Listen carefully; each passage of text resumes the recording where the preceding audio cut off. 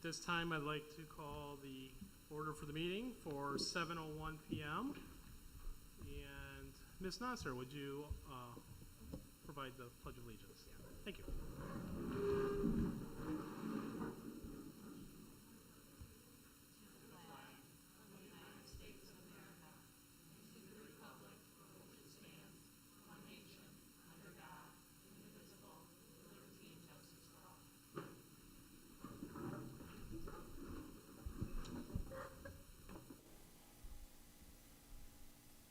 Ms. Poltowski, do roll call. Ms. Baltowski, present. Ms. Gator. Present. Mr. Leany. Trustee Dyroff. Present. Trustee Nasser. Present. Trustee Wall. Present. Trustee Winless. Present. We have a quorum, and I do want to mention Mr. Lee did even in advance tell us in a prior that she wouldn't be here for this meeting.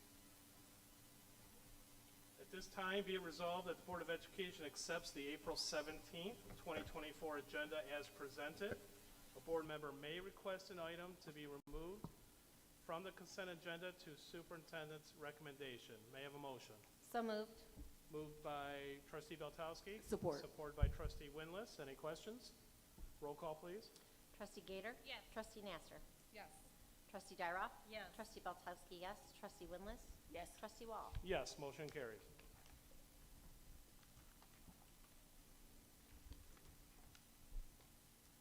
At this time, we're going to open up the floor for public comment on agenda items. If anybody would like to come up for any comments on agenda items only at this time.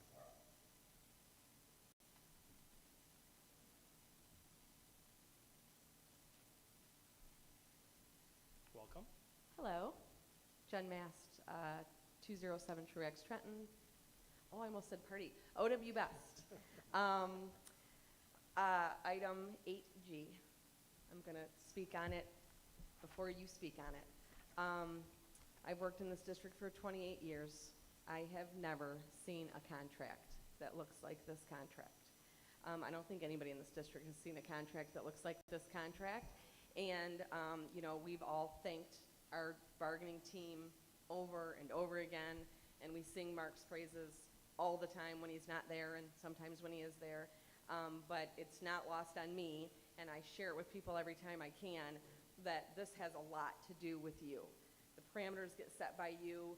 Your agreement to work with Mark is super huge, and if that doesn't happen, none of these things happen. And so none of us are neglecting to realize how important that is. And so I know that I speak for lots of people who are not here who are very grateful for your recognizing the importance of making people whole, making the contract right. And so thank you from myself and anyone else who's not here that feels the same. Thank you.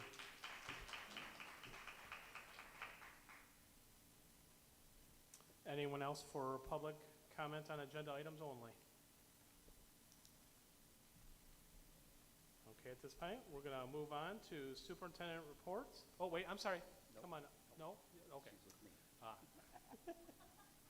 This time, superintendent report, and we'll start with Mr. Kleinhans. Yes, yeah, Karen's with me. So we have 4 presentations this evening. The first one is the Metro Parks, everyone in the pool presentation, and Karen, who is kindergarten teacher at Bedford and our swim coach, she's awesome.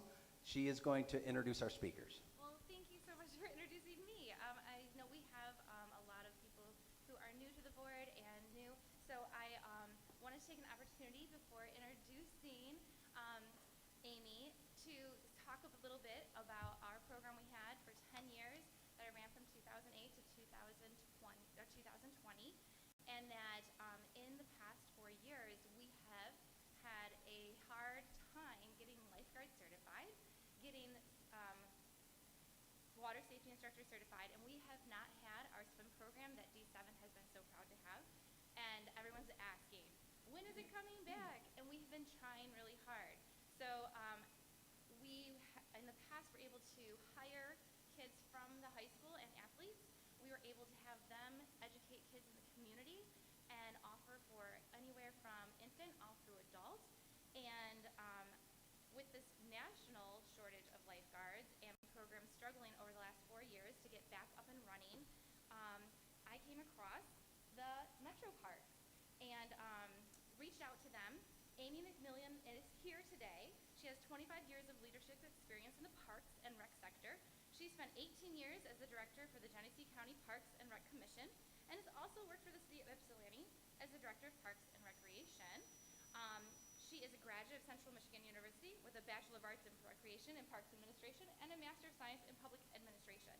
And she's here to share about all the great opportunities they have running this great program for everyone in the pool as a partnership with D7.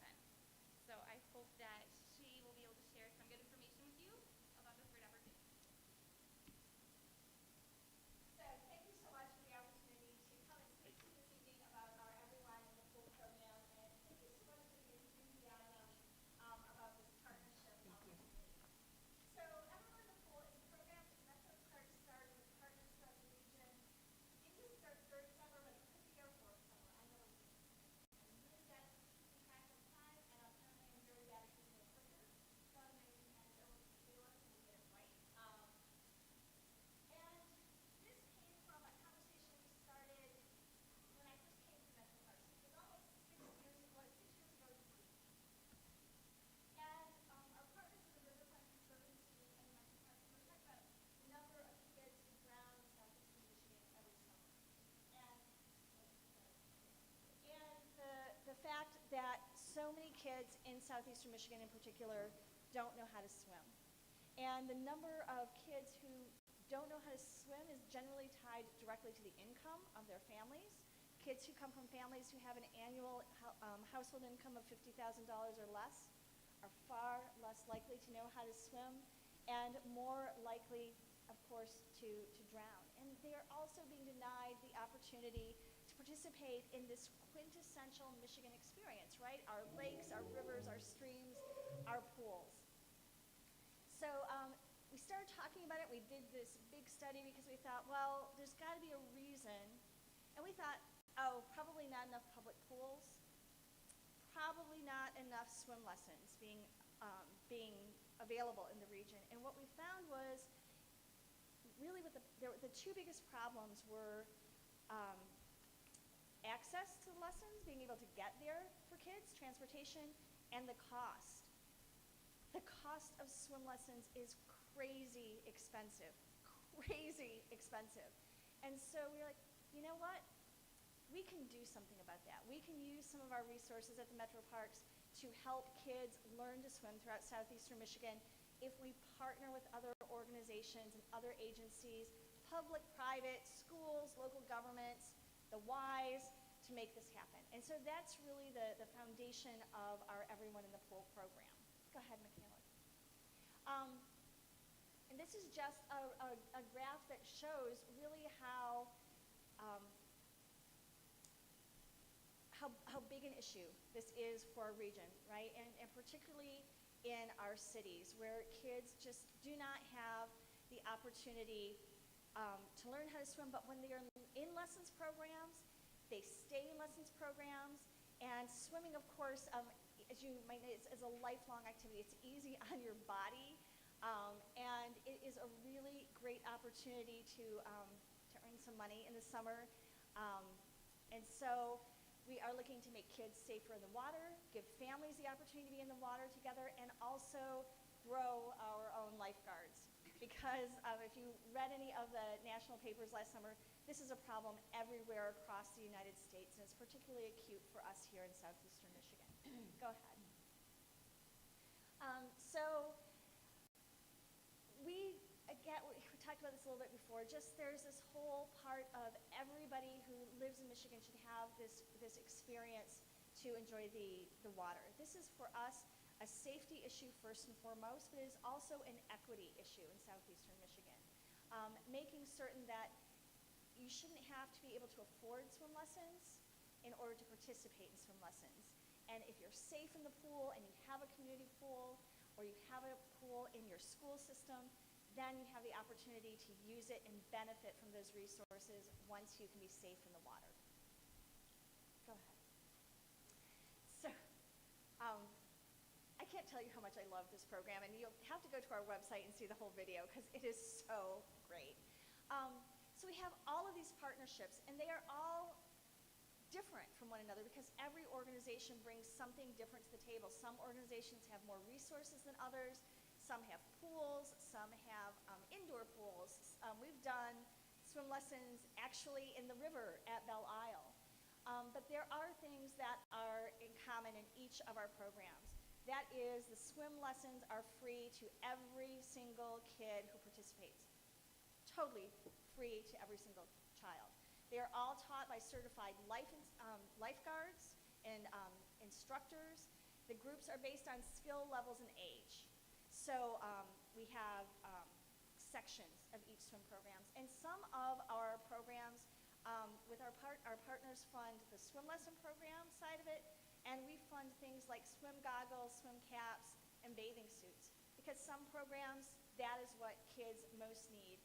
And then we also work with the local units to provide easy access to transportation so kids and their families can get to those swim lessons and get home. So we have some big goals, big 5-year goals with this program. And when we say 5 years, we're not going, oh, in 5 years we're going to be done. But 5 years is a doable chunk for us to project forward and look at how we can build these partnerships, build swimming capacity throughout the region. Go ahead, Michaela. Thank you. So after just some basic stats for you, after 3 years, over 4,600 students have had the opportunity to learn basic skills for free through this program that's funded by the Metro Parks and our partners. Last summer we had 8 locations, and now we have programs that go throughout the school year as well, because some of our partners in Livingston County, because we cover 5 counties, have no outdoor pools, and so we're able to use their pools during the school year. So whatever folks have that fits their community, that's how we're going to tailor that partnership to make it work for their community. Go ahead.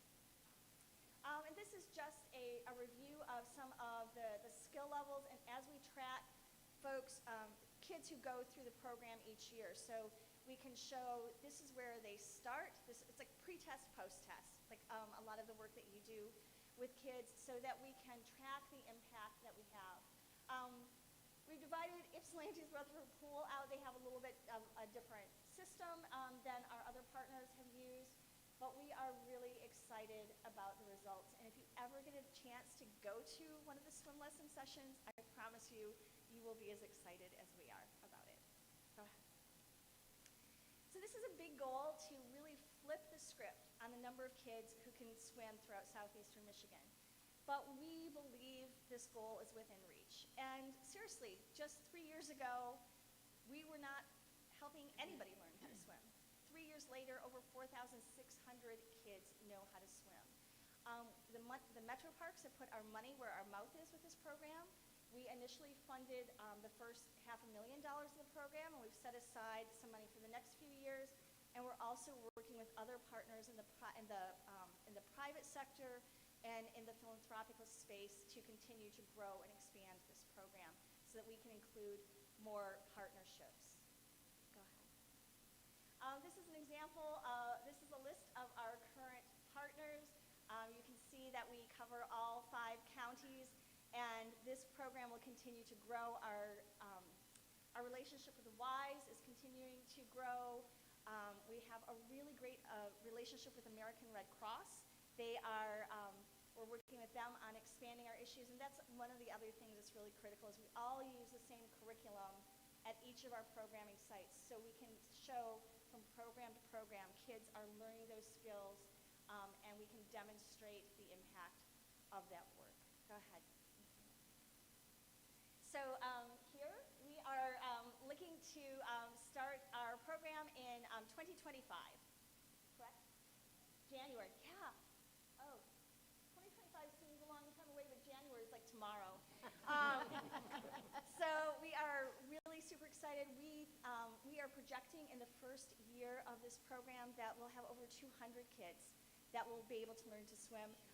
Our base funding amount is $25,000, and that goes a long way when a partner you're investing in your pool every year. You're putting that chlorine in your water. You're keeping it heated. You are doing all the maintenance, and so we are really excited to be able to add our level of partnership to expand that opportunity that you are providing to your students and your families in the district. So that's a big overview of the program. Michaela's given you a one-sheet sort of review of how it works. Go to our website, seriously watch that video. You will love it. And if you have family members, if you have neighbors, you have friends, as soon as registration for these programs opens, they fill up really quickly. So it's not too early to start planning for January of next year to make sure that folks are able to get into the program and have that experience with their family and their friends. If you have any questions, I would be happy to answer them for you. Sure. Ms. Podolsky? Would this just be for D7 students or for D7 community members? Like, would adults be able to participate in this, or is this just for students? So I don't know what our initial, I think it's just for students to begin with, but I'm not going to get that right, am I?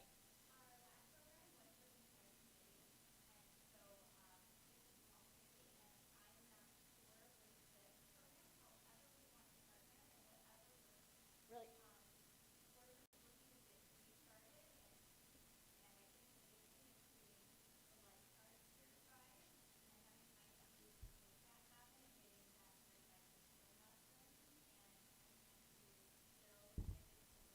We have hosted several certification programs through the Metro Parks with our team, and each of our partners gets to determine the boundaries of their program, right? So you know your communities best, you know your students best, and you know your needs best. I can tell you that where we've started with youth programs, we've started to add in adult programs as well, because it's not just kids that don't know how to swim.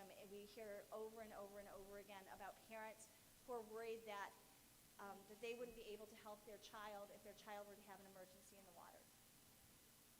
And then I have another question. Yeah. So we have a lot of students. I saw that Chandler Park was on there. Yes.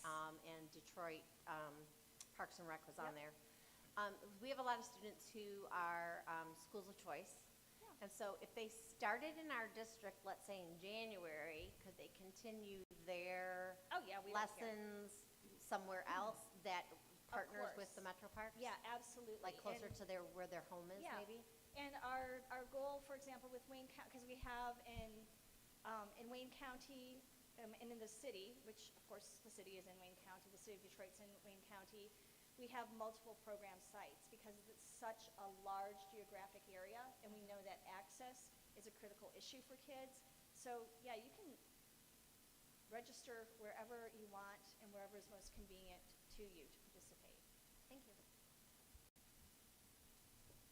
Yes, Ms. Winless. Mrs. Winless. First of all, this is a dope program. Thank you. We love it. Little fun fact about me, I grew up and aged out of the Detroit foster care system, and I went to a ton of Detroit schools, like bouncing from house to house. And one of the things that was consistent about all my schools were that they did not have water in the pool. And the access to the public pool was not like walkable, or you would have to be able to catch the bus and afford to catch the bus. And so the first thing I thought about was our school of choice families as well. So kudos to Metro Parks and to the brains behind the operation for coming up with this idea and then executing it and then going out to reach other people and other partners to expand on this. One of the things you mentioned, and I couldn't remember whether you said it was the first or the second priority, but you said that lack of transportation or access to the actual classes was something you found to be an issue with the participants. Is that something that we as a district should kind of like already anticipate and maybe look at buses, partner with SMART, or partner? Yeah, you know your district best, so I would tell you that you know the answer to that question. I don't. What we have done, like in Oakland County, the programs that we're running in Pontiac, the Sheriff's PAL program provides the transportation for kids to those swim lesson programs at Waterford Oaks. So we do have some partnerships already in place with SMART that go to some of our parks, in particular to Metro Beach. but we are happy to also facilitate those conversations as well, and sort of just like build partnership on partnership on partnership. Yeah, that was kind of where my mind was Yeah. going, is if we already know that's one thing people have said is an issue, if we could kind of like troubleshoot that ahead of time. And that's probably something we could do on our end, since you're already offering such a great program. My second question was about liability. I have to imagine that when you run this program, there are accidents or injuries or things that occur. Where does the liability fall? So everybody signs, parents and guardians have to sign permission slips for their kids, and they accept the responsibility of that. And so I've worked for government for a really, really long time. And I think a lot of times when people don't want to do something, they talk about the liability of the program, right? But we do everything that we can to make certain that accidents don't happen. And as government, we have limited liability, right? So that conversation about liability, yes, anybody can sue you at any given time. It's pretty easy to file a lawsuit, and it can be expensive to fight one. But unless there is negligence involved, the liability is relatively small. And that should not, in my opinion, I'm certainly not telling you what to do, but in my opinion, that should not be what stands in the way of providing resources and opportunities for our communities. All right, thank you. You're welcome. Any other questions or comments? Sure. Yeah, so what we would do, Les, that's a great point about liability. We would have our CFO, Dr. Getzinger, look into SETSAG and ensure that we have coverage for that as well. So we would probably have to add a rider, but we would want to make sure that we had that piece taken care of. And I just wanted to mention a little history, because I remember when we had the pool and it was nothing there, it was just an empty pool. And I went from 9th to 10th, when 9th was here at best. And I knew my 10th grade, I had to do gym class and I had to do swimming, and I didn't know how to swim. So luckily, at that time, the district offered summer swimming. So I learned later, but I know how to swim. So that's why I'm really happy to hear about this, because whether you're 7, 18, learning to swim, now it's a blast. So I really like this. Do you have a question? Anybody else? No, I was saying I agree. I don't have a question, thank you. Can I mention one other thing? Yes, ma'am.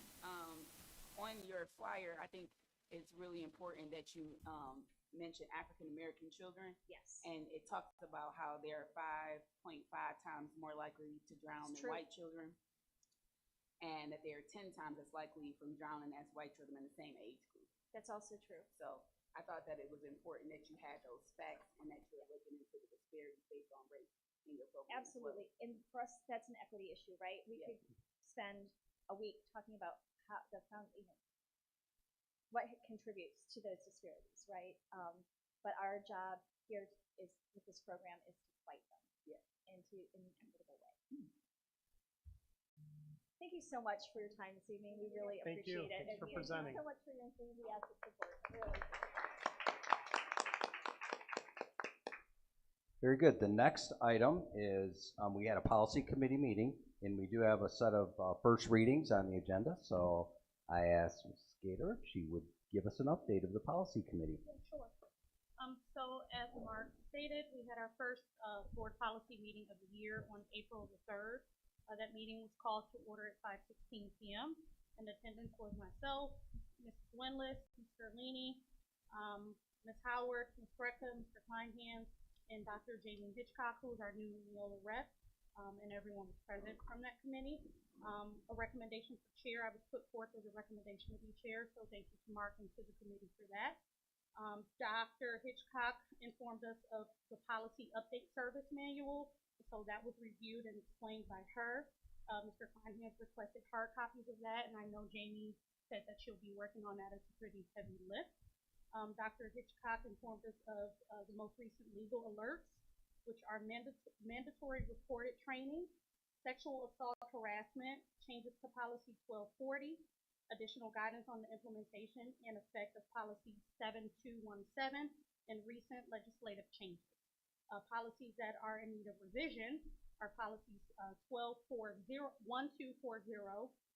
evaluation of the superintendent, policy 2414, reproductive health and family planning, policy 2418, sex education, policy 6520, payroll deductions, policy 8800, religious patriotic ceremonies and observances. Policies that are being rescinded are policies 2410, prohibition of referral or assistance. A policy that was new was 6350, which is prevailing wage.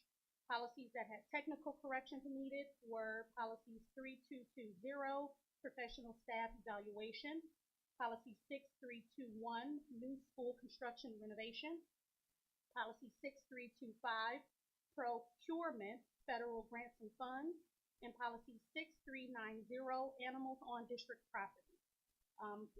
Administrative guidelines are for Mark and Neola to work on, but those that need revisions are policy AG 3131, staff reductions / recalls, and policy AG 880C, the flag and patriotic ceremonies.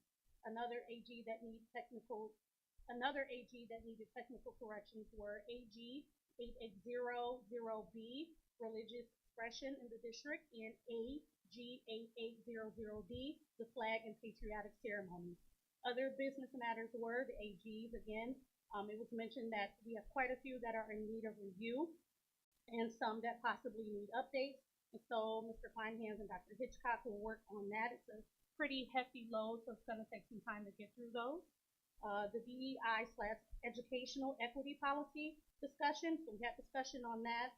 Dr. Hitchcock stated that in a recent email that I received that Neola didn't have a template for educational equity policies, so she's going to look into it and get back with us at the next meeting. Suspensions and expulsions. Kleinhans recommended to adjust policies 5610 and 5611 to give administration ability to suspend students longer than 10 days without a board hearing needed. The committee discussed pros and cons of that. Travel payments and reimbursements, updates and adjustments are needed, or at least are recommended to match policy 01755.1. Fundraising policies 5830, student fundraising, and 9700.01. Advertising and commercial activities. There's discussion and there's some review needed with those policies as well. The meeting was adjourned at 7:38 p.m. and we have an upcoming meeting on May the 1st at 5:15 at the Board of Education office.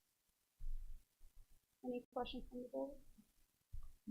Do you miss reading all those names and numbers? I love policy. I know you're not surprised, but No. yeah, I was really excited to be able to continue this work.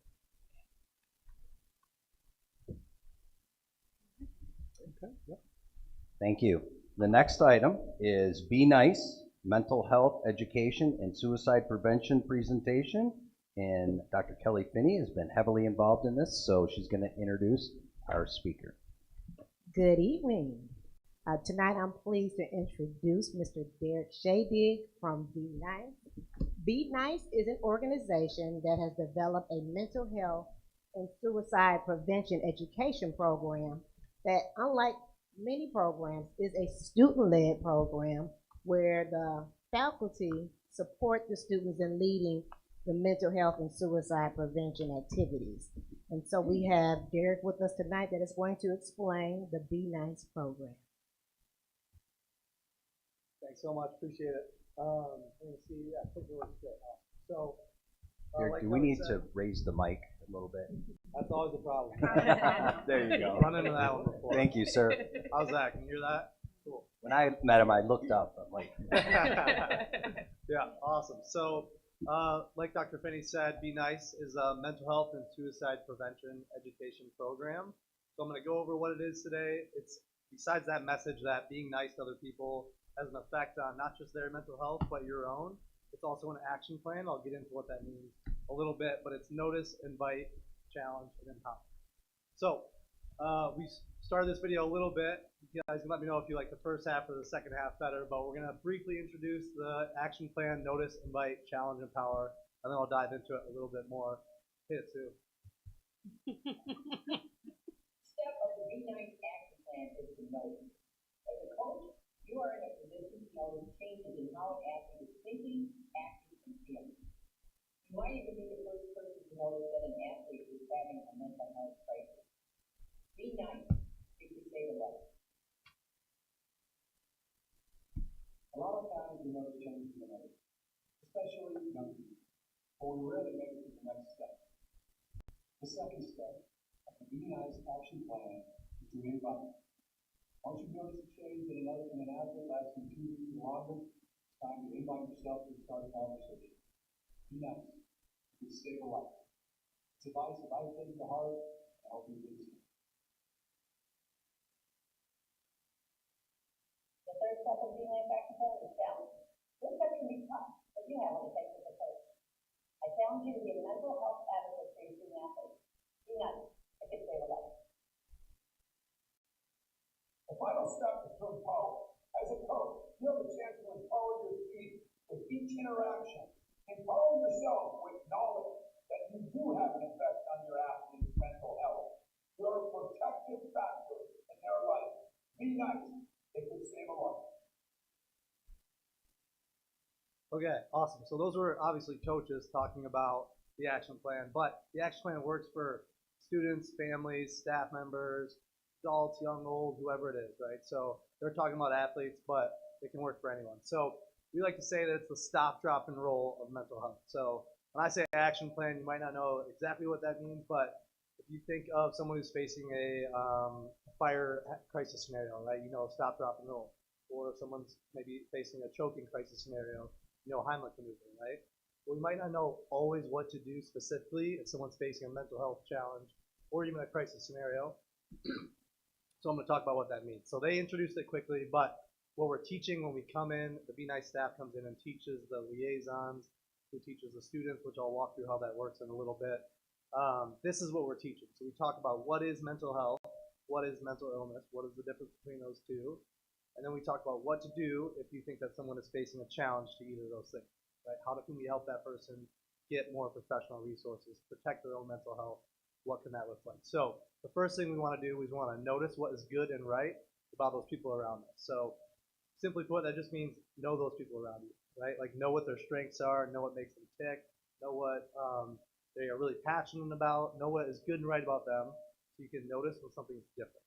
So when one of those things seems a little bit off, we go through what those things can look like, what off means, signs and symptoms of a mental health challenge. We give you a list of those, and we talk about what can be different, so that way we can notice those things and invite ourselves to a conversation with that person. And this is the part that can sometimes be tricky. I know that when I first started to learn more about mental health, I was like, I just don't want to say the wrong thing, or I don't know when to say the right thing, or whatever it is. So we give you specific language that you can use in these scenarios, like literal sentence stems. I've noticed that. Specific things that you've noticed. I'm worried about you. I want to help, right? Specific things that you can say in these scenarios help someone get to those professional resources if they need to. So that brings me to challenge. So we're going to challenge stigma.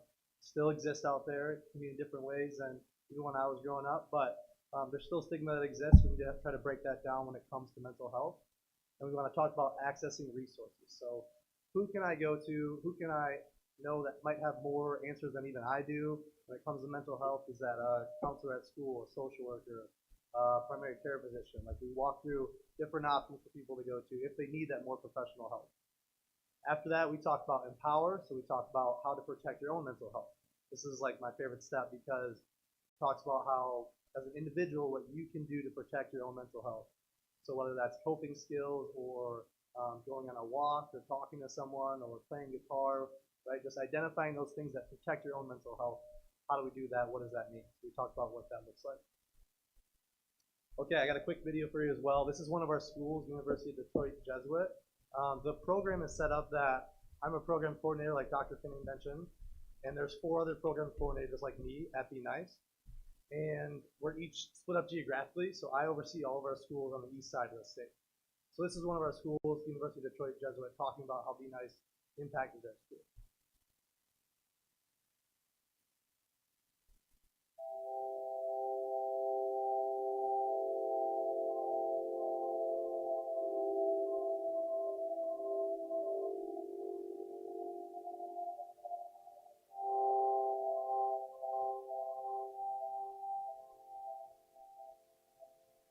it was really a crushing time.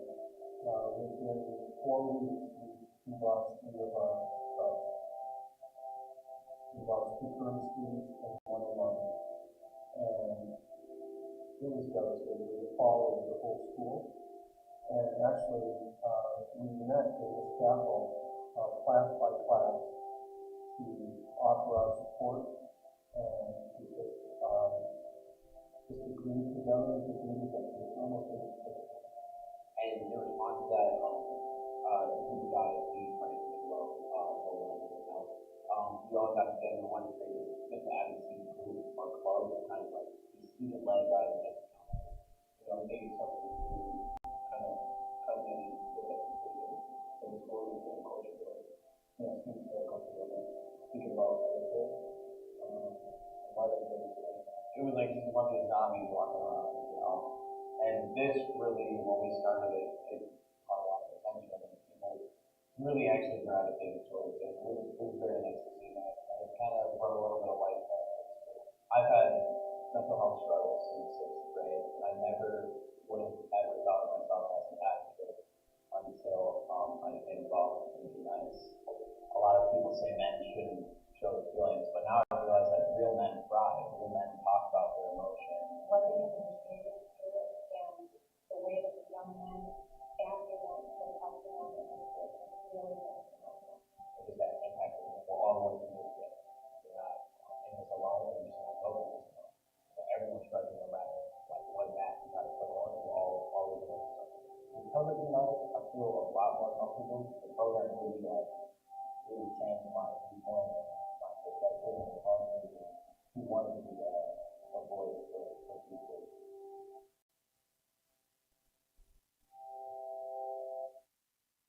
Okay, so they talked about what it looks like in their school.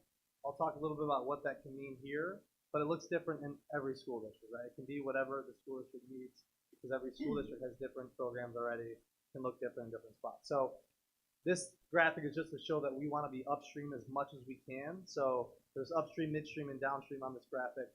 Upstream just means preventative, right? You want to be proactive, teaching coping skills so people can protect their own mental health every single day. Talking about how we can support each other as a community and that being nice to other people has an effect on your mental health. But we also want to prepare staff, students to know that next step, that midstream, if someone does need more professional help, right? Because sometimes people might need to go get some more professional resources. So we talk about how to have that conversation, how to get that person some more help. And last one, we talk about when someone is in a crisis scenario, so when someone is in danger to themselves or to others. This is not to trump any existing crisis protocol that you guys may have. It's just to access it and know that it's there. And we talk about how to kind of navigate those different scenarios. So we want to be as proactive as we can.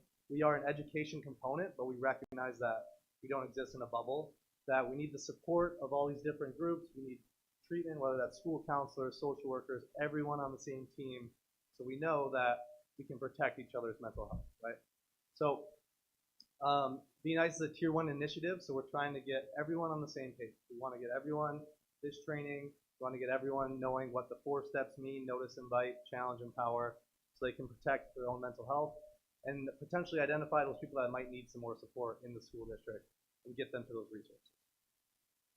We are evidence-based, so Grand Valley State did a study on Be Nice where they surveyed the students, the staff, the parents in the community, and they found a bunch of great information. You can find that online. I'm not going to go through the whole thing right now because it's a pretty lengthy study, but you can find that on benice.org, go through all the statistics. But the biggest thing I like to highlight is that it provides that common language. Like I said, not a lot of people might know exactly what to say in these scenarios or how to manage them or how to get through this certain scenario that's going on.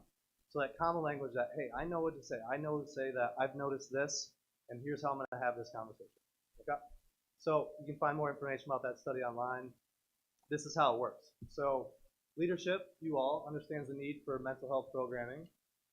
Then the leadership or the principals at the school, whoever it may be, is going to help us identify liaisons, we call them, which are staff in each school, in each building, that are going to help implement the program with my support. So I recommend different activities that they can do. It can be monthly, weekly, it can be assemblies once every couple months, whatever it is. We'll talk about what that can look like as well. But I help give them ideas. The liaisons are then going to help select students in the school, which is that student-led initiative, which is super important, super impactful. And those students are going to help roll out the activities. They're going to roll out different, whether that's an assembly, whether that's a quick video they show before this assembly, before this class, whatever it is. There's lots of different options we'll talk about. But I'm going to help the liaison. The liaison's going to help the student group, and they're going to help roll it out to the whole school. So that's kind of how it's set up. It looks a little different for each school, obviously because different age groups, different setups, stuff like that.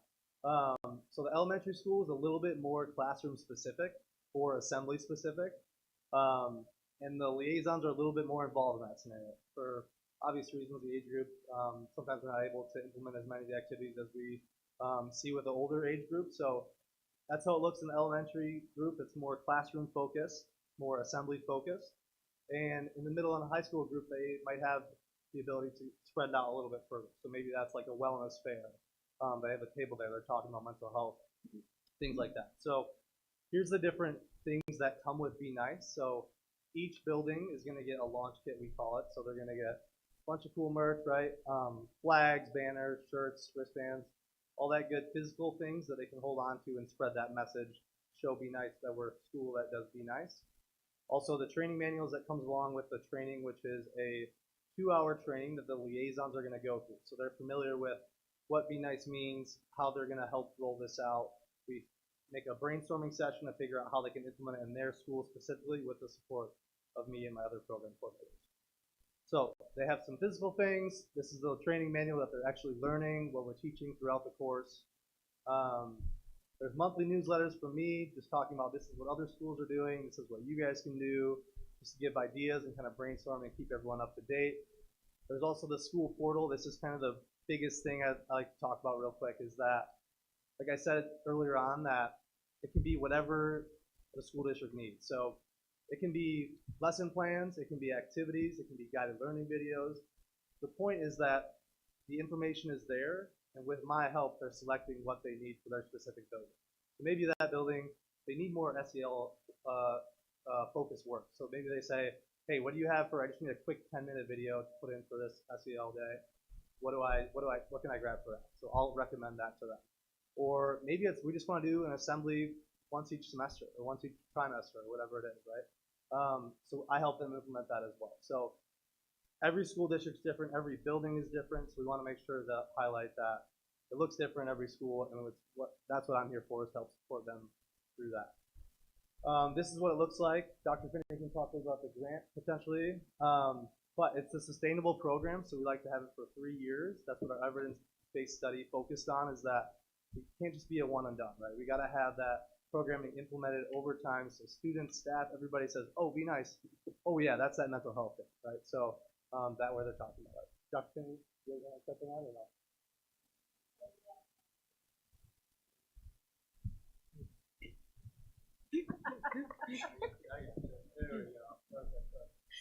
As Derek mentioned, we have a grant that has been approved to pay for this, so it's no cost to the district at all. You guys have any questions, feel free to shout them out. I know there's a lot of info at once, so anybody have any questions?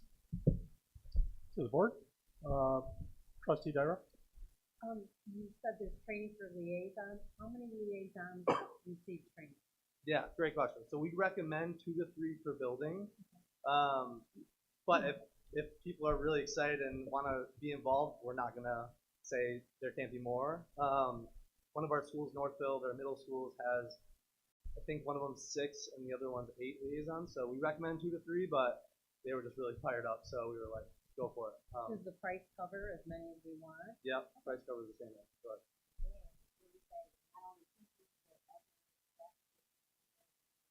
Yeah. So it doesn't necessarily have to be like a school social worker or a school counselor, right? It can be anyone who's passionate about mental health. They can be involved and act as liaisons. Yeah, go ahead.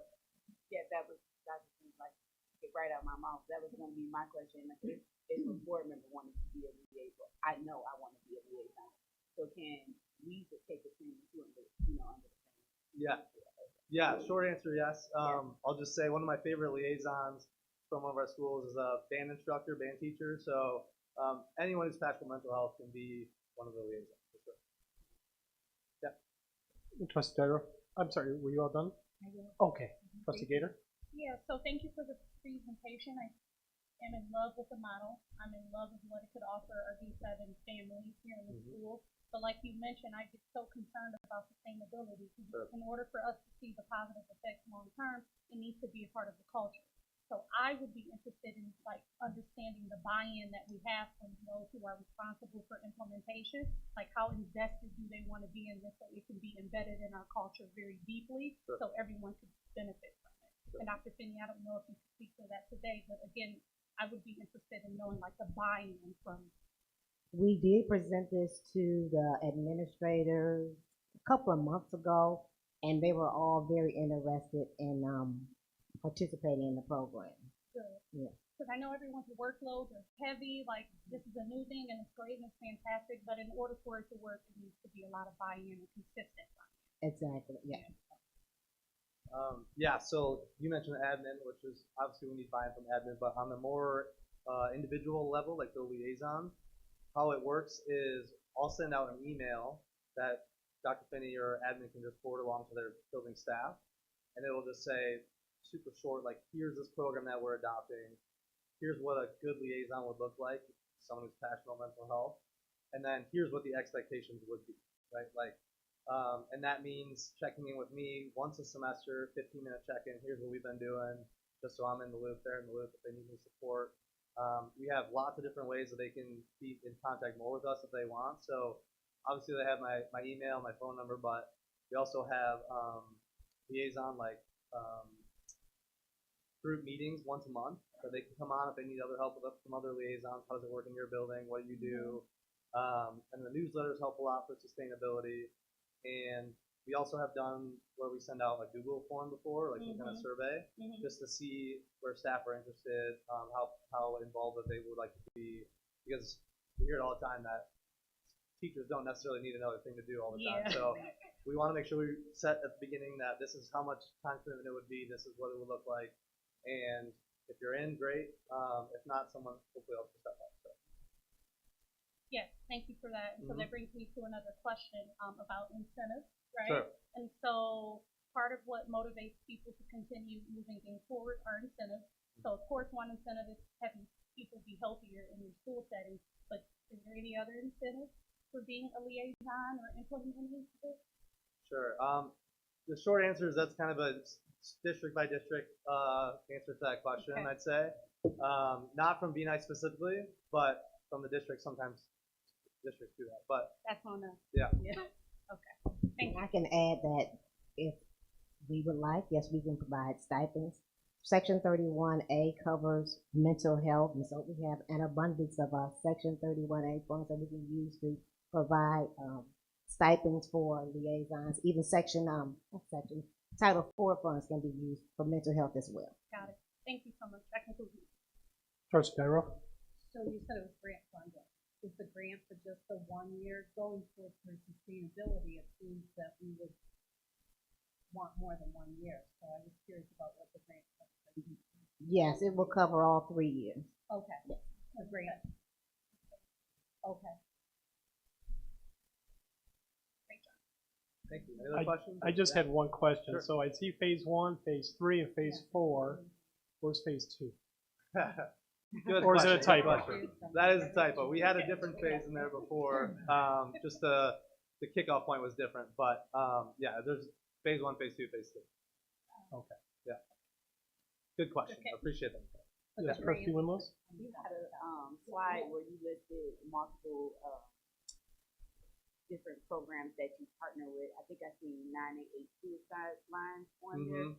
So would you be willing to partner with some of the other things that Dr. Finney is rolling out that is for mental health, like the counselor app and things like that, that we could all put all the mental health resources in one space? Sure, yeah. That one slide that has the circles on it that says we don't exist in a bubble, we really believe that. So we're definitely open to partnerships or any way we can collaborate, help the broader mental health of the community is good with us. For sure. Any other questions? Thank you. Thank you very much. Thank you. Appreciate it. And thank you, Dr. Finney, for bringing this program to our school district. The next item is the governance team operating norms, and I've also included policy 0167.3, public comment. So I want to explain, there's a method to my madness, okay? In your board packet is the document, the blue document that we have been working on, okay, and looking at, and lots of discussion over the last few meetings. Then the yellow document that was here when you arrived are the changes that we have on this document to date, and I'll go over them. I wanted you to have both documents so that you could see. So we eliminated item number 6. Thank you, everyone. I wanted that eliminated. That was, so you'll see where it is on the blue, and you'll see it's missing from the yellow. Then we recommended, and this is from your input in meeting with President Wall, the changes to item number 13 on the yellow form. We've added the board president and superintendent are encouraged to answer public comment questions when deemed appropriate and feasible. So we added that to 13. We combined, it was 16, but we have combined 18 and, let me get this right, and 15 to read questions for superintendent as well as requests for information will go through the board president to avoid gotcha moments. The board table, which will allow each board member an opportunity to make a thorough, informed decision. So those were both on there, they're just combined. And then the final, the very last item on the yellow, number 17, we added, so it reads, all board members are encouraged to pursue continuing education. Then we added the last section and have a working relationship with the superintendent. So I think we captured all of the input from everyone, but I wanted you to see side by side. We can continue our work on this if you guys are comfortable with where we're at today, because this can always be changed. We can add it for an action item, so it's however you would like to move forward. So that's what I was going to ask the board, if maybe we want to just digest this, because Trustee Sterling's not here today anyways, and maybe if we're thinking about maybe put it for an action item for the next meeting. I want to get people's thoughts. All right. Okay, so the plan will be to, yep, she done it. So plan will be to put that on the next agenda. Thank you. Thank you. And I believe that's all I have for this evening at this point.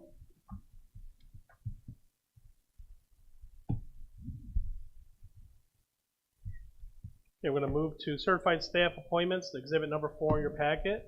Be resolved that the Board of Education accepts the following certified staff appointments.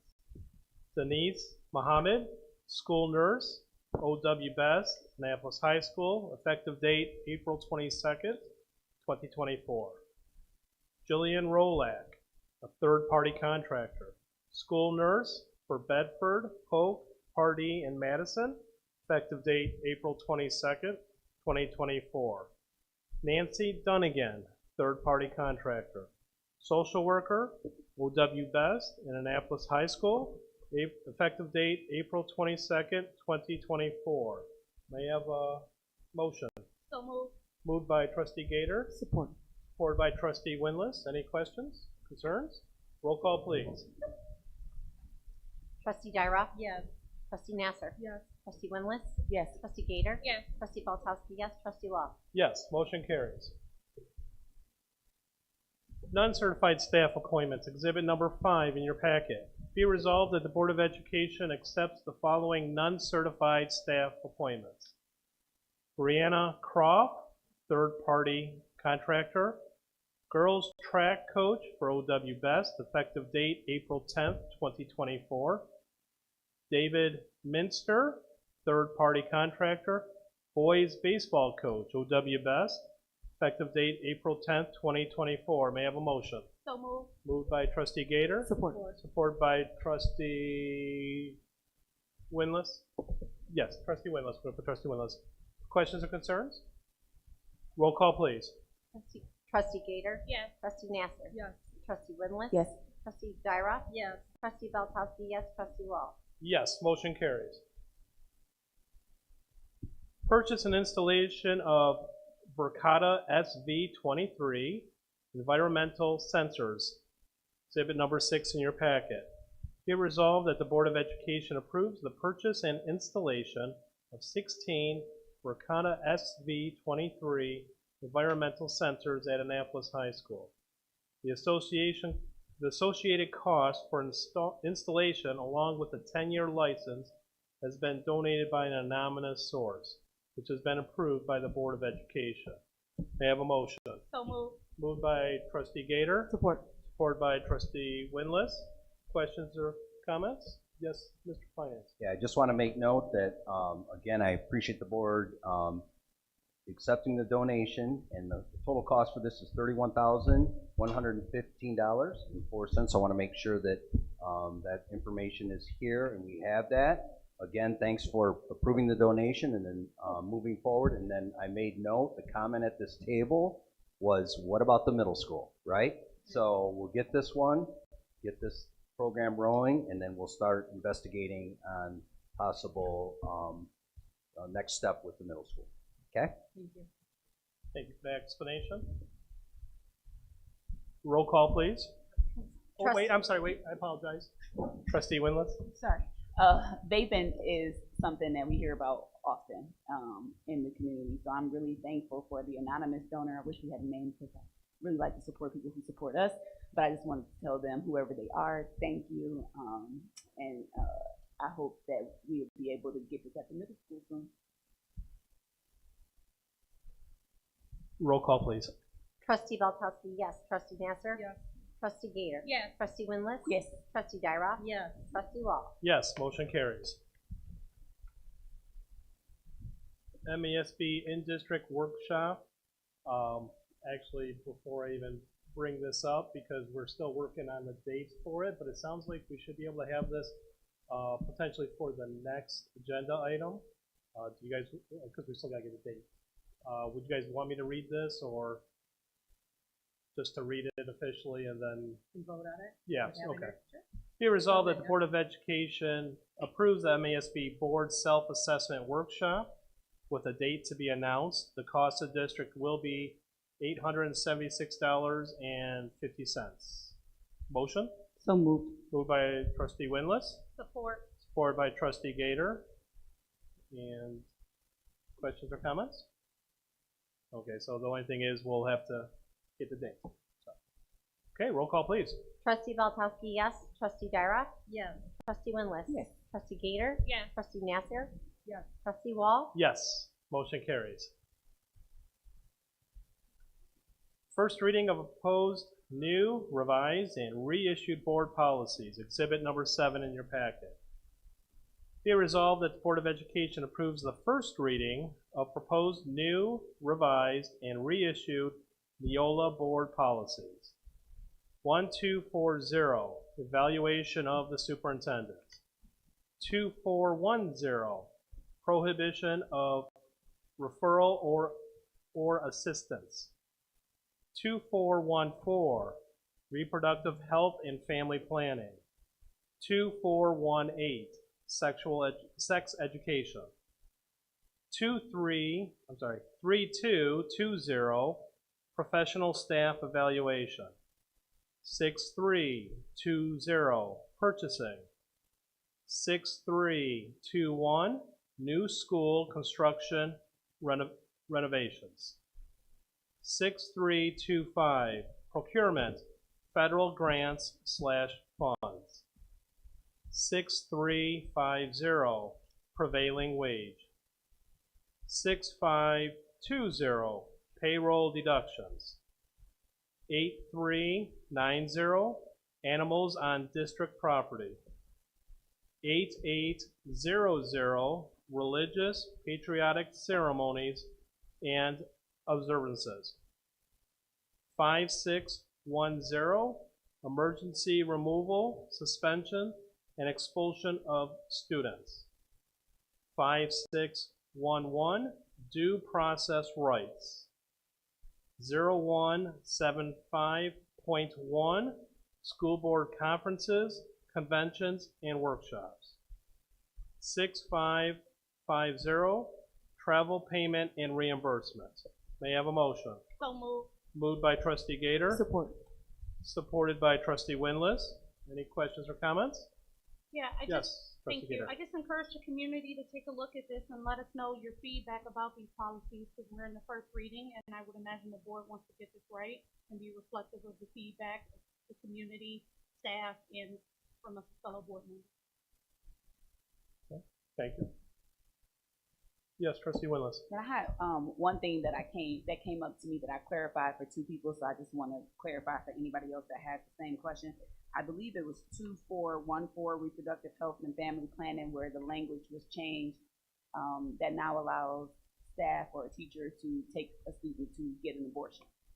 Where like the language used to say that they could not do that, and now it's being removed, which basically implies that they can now do that.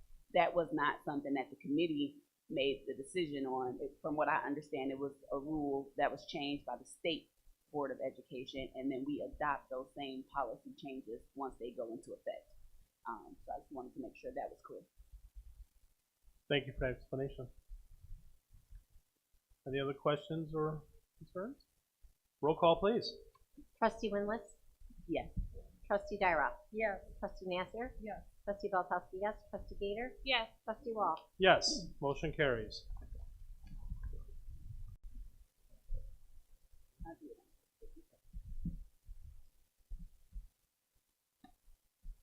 Breakfast program, kitchen equipment, exhibit number 8 in your packet.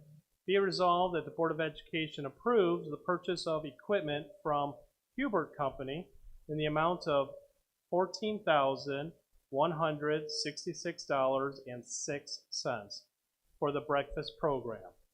Funding source is Section 31A as presented. May I have a motion? So moved. Moved by trustee Gator. Support. Supported by trustee Winless. Questions or concerns? Yes, Ms. Yep, so, yes, thank you. So I just want to make sure that, so this is from 31A, dollars that have to be spent on a breakfast program.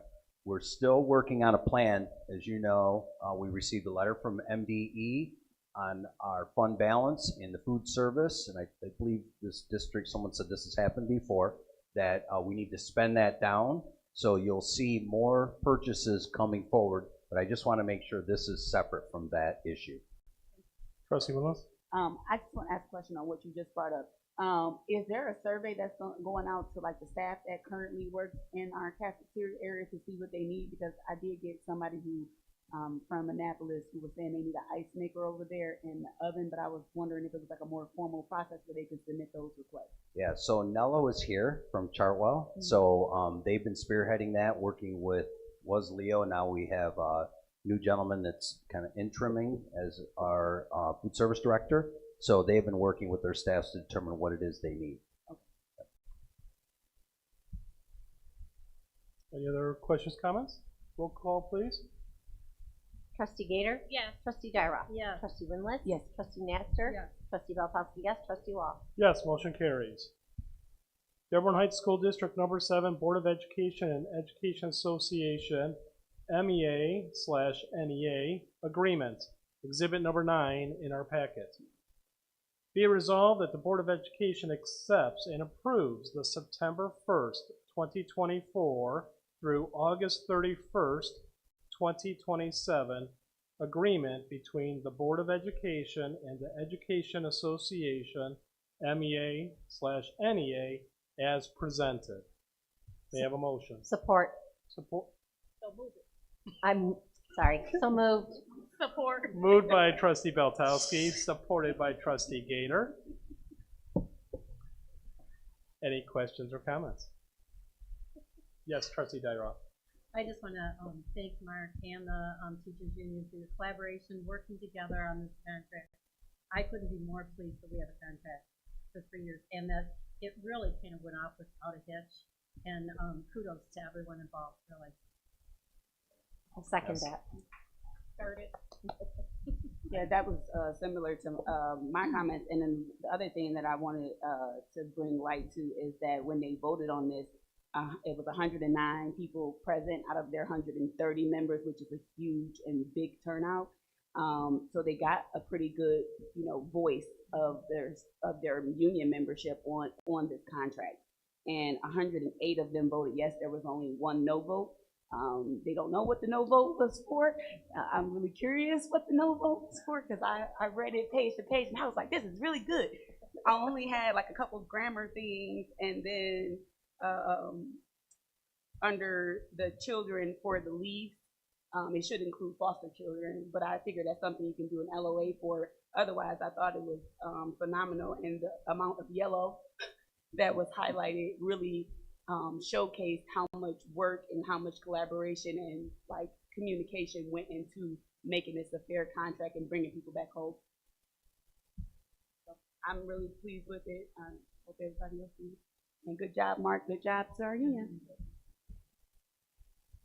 Mr. Finance, you want to say something? Yeah, I'll just give a quick overview, if that's okay, of the contract. So again, wouldn't have happened without you guys, without the crew sitting over there, the negotiating team. They were phenomenal. Amanda, Heather, John, Katie, they just, a ton of work went into this because there were so many changes in Lansing with all the para-laws and all the negotiations. So you'll see. So thank you, Leslie, for pointing that out, all of the yellow in here. But truly, we went into this, I believe, looking for what was best, and you'll see it kind of reflected in here, for students, what's best for this board in this district, and what's best for the membership.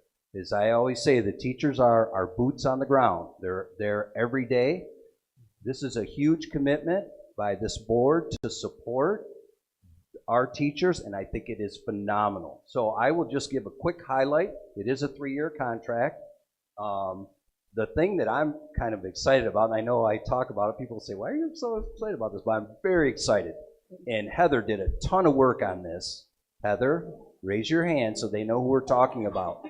A ton of work on getting calendars completed, and we put them out tentatively, but if we can get 4 votes out of this crew, we'll put them out on our webpage so our parents can plan down the road. And we can also plan our professional development. So I'm excited about that.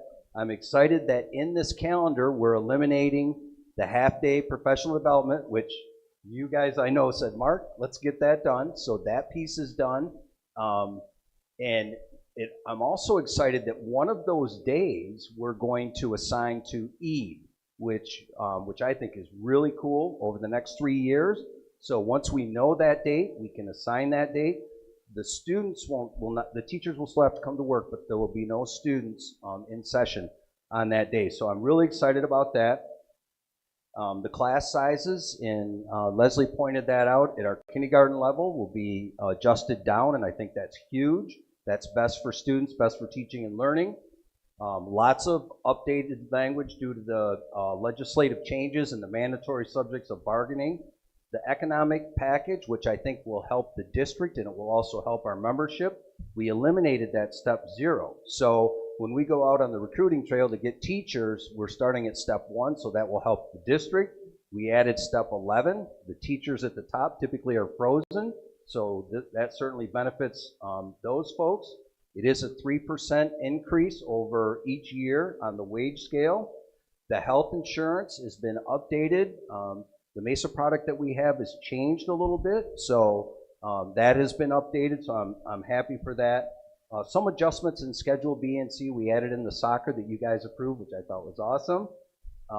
Adjusted the retirement benefits, which I think will help.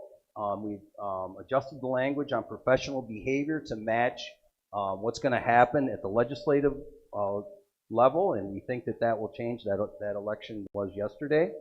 And so, again, I want to thank the board for their time in our closed sessions, going over all of this stuff. I want to thank the team.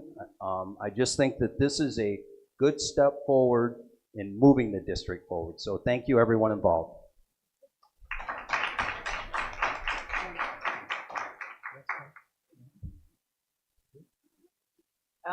Trustee Williams? The only other thing I was thinking of, and I didn't see in here, and I'm sorry if I missed it, was Juneteenth in the summertime for those who work in the summer.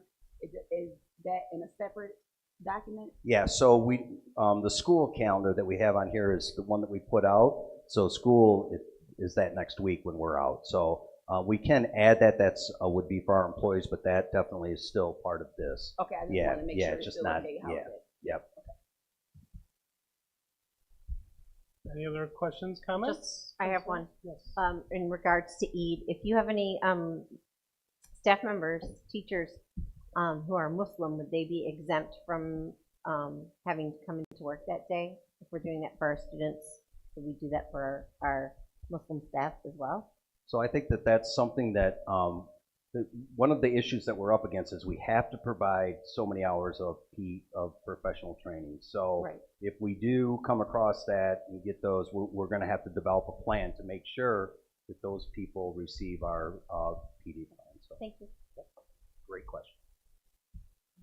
Maybe a floating holiday?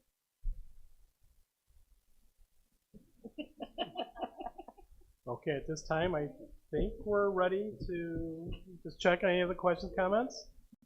Roll call, please. Trustee Dyroff? Yes. Trustee Gator? Yes. Trustee Winless? Yes. Trustee Nasser? Yes. Trustee Belkowski, yes. Trustee Wall? Yes, motion carries.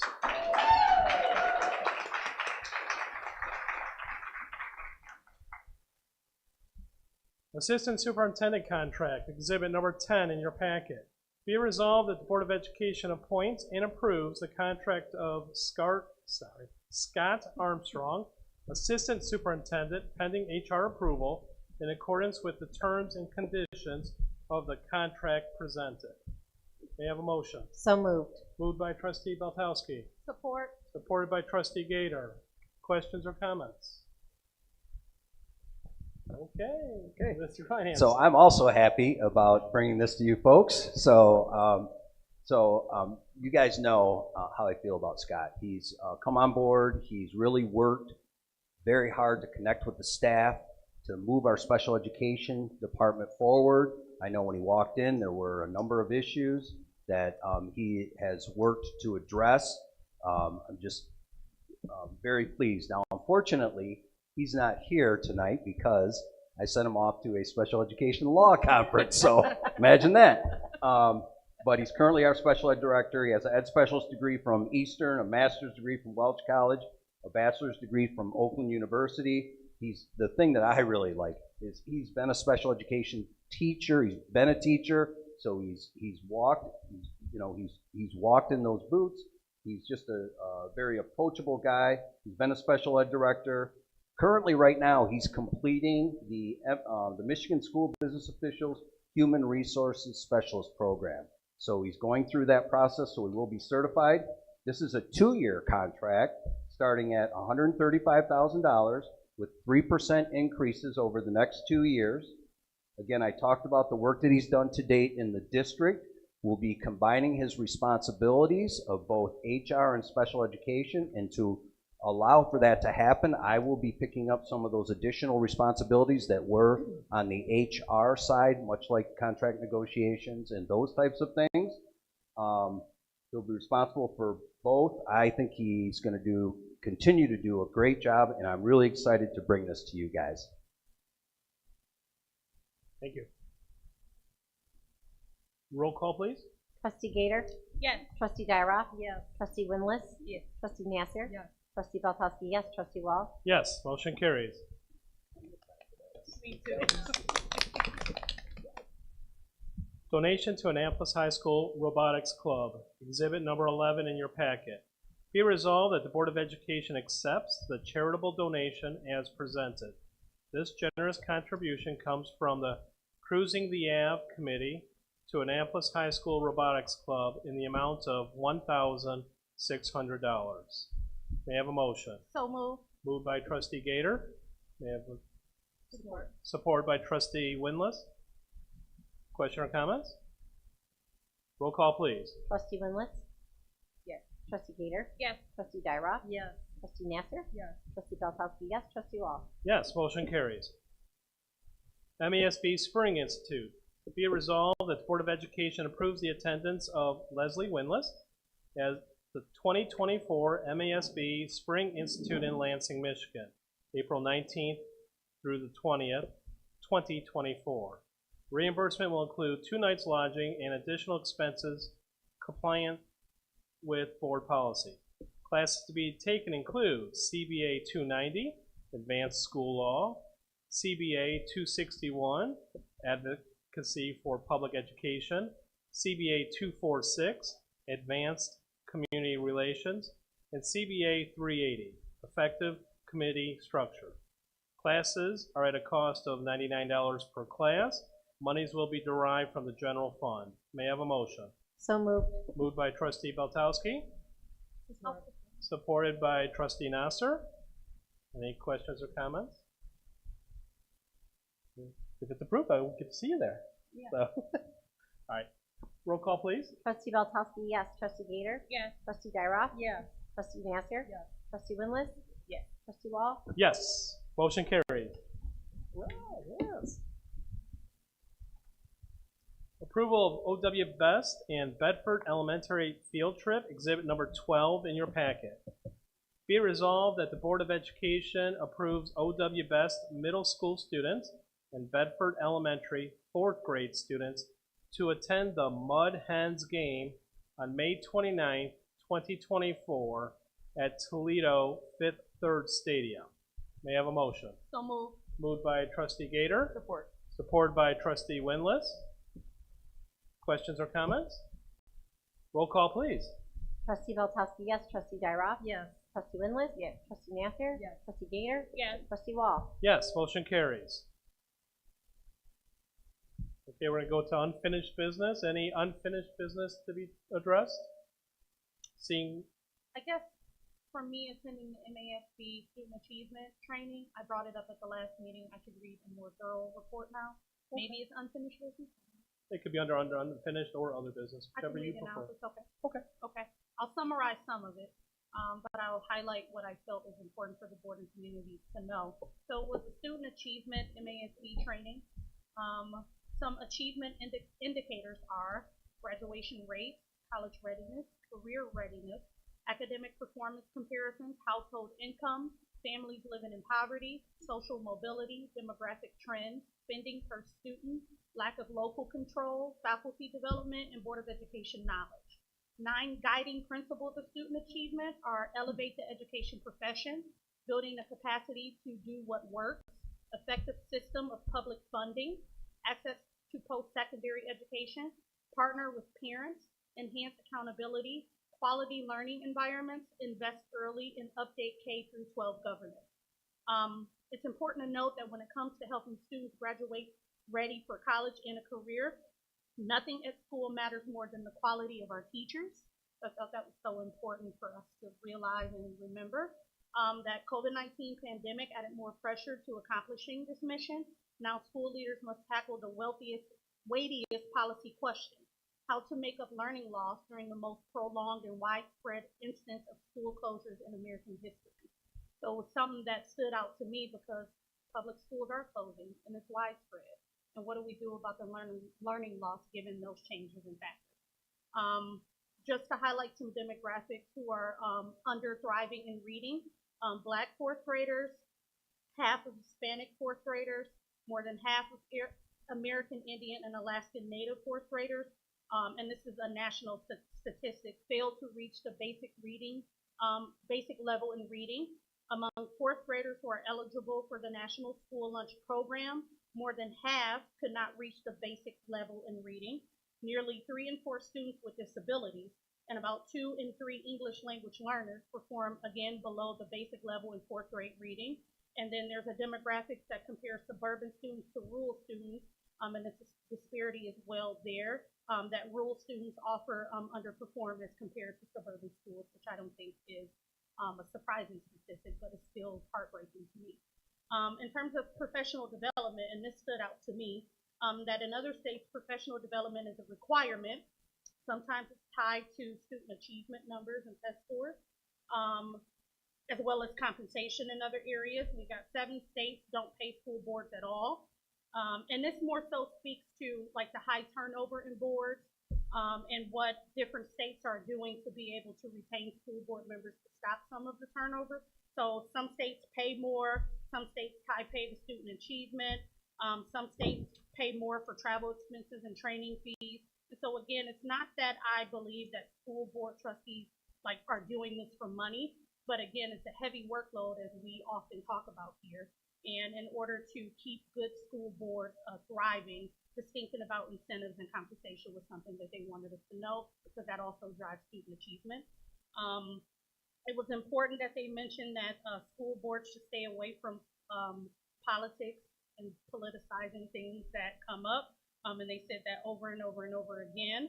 The school board evaluation, which I know this is something that our board is going to look into, that it was heavily recommended that school boards continue to evaluate each other and the work that we do, that there be shared governance, work together to make decisions, a lot of policy governance, so continue to work collectively to be able to have good policies, direct the superintendent, and again, stay away from politics. Again, they said it over and over again, and adhere to the strategic plan, monitor it for progress or lack thereof. That's it. Welcome. Thank you. That was very good. Thank you. Any I want to questions? go to that one. I love this group because we're like heavy on the classes. And whenever I can't make it to something, like one of y'all will go and y'all give like good details. I feel like I was there. Yeah, it was a really good training. One of my favorites. It was long.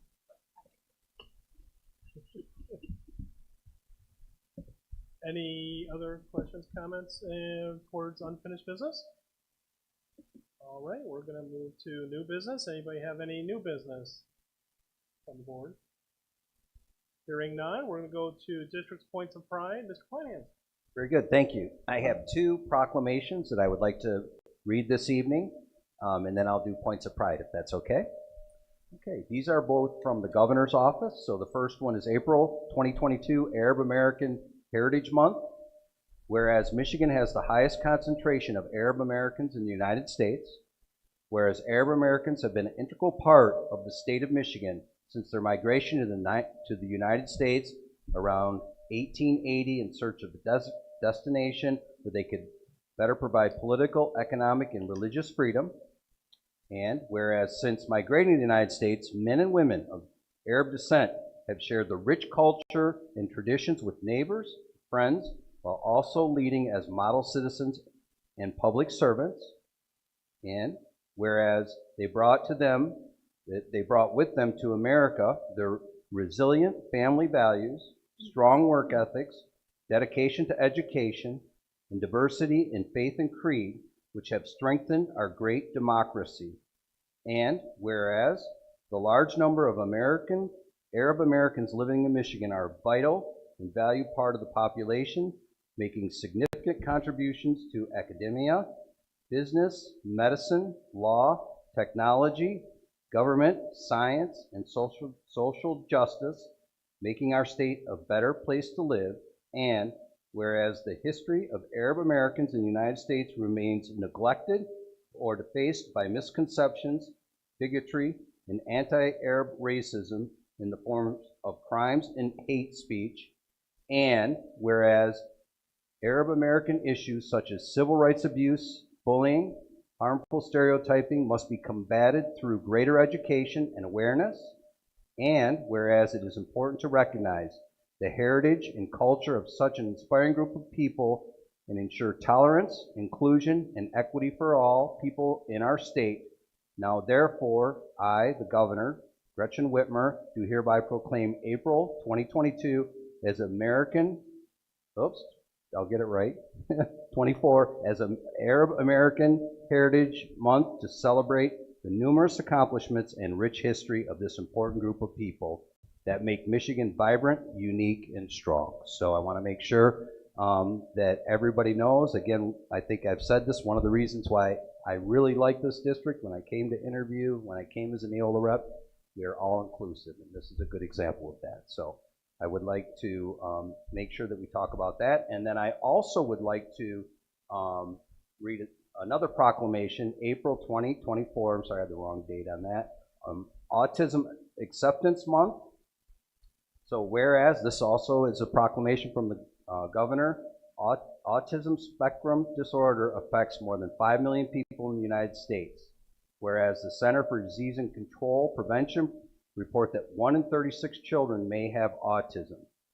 Whereas autism is a neurological and developmental disorder characterized by social impairment and restricted interactive and communication behaviors and can affect anyone, regardless of race, ethnicity, gender, or socioeconomic background. And whereas symptoms and characteristics of autism may be presented in a variety of combinations and can result in significant lifelong challenges in areas affecting learning, daily living, employment, social interactive behaviors, and understanding verbal and nonverbal communications. And whereas the effort to address autism continues with physicians, psychologists, behavior analysts, speech and language pathologists, occupational therapists, vocational rehabilitation professionals, educators, and other providers can assist persons with autism and their families by supporting early identification, education, healthcare, service provisions, intervention, employment, recreation, and other opportunities that are vital to enhance the development and the well-being. Whereas it's critical to ensure that persons living with autism have access to lifelong supports and services needed to pursue the full measure of personal happiness, independence, and community inclusion to achieve their greatest potential. And whereas much more can be done to support these individuals with autism as they strive to acquire, maintain, advance employment pathways that best support their interests and needs, including collaboration among state agencies, families, providers, payers, and advocacy organizations, providing individualized and customized support, offering comprehensive training, and conducting better advocacy and outreach strategies. Whereas Michigan is honored to celebrate the many ways individuals with autism enhance the quality of our communities and are committed to fostering acceptance and the sense of belonging as we work together to create a more welcoming, inclusive state for all. And then it says, I, Governor Whitmer, Governor of Michigan, do hereby proclaim April 2024 as Autism Acceptance Month in Michigan. So I want to make sure that we recognize that, and then I'll get to the points of pride. Okay, so I have about 4 pages, so please bear with me, but it's good stuff. This one I think is really cool. The counselor update that you guys approved. So in just 10 days since launching Counselor to Dearborn Heights, 70 new users have created accounts. 4 sessions were booked. 2 have already taken place so far.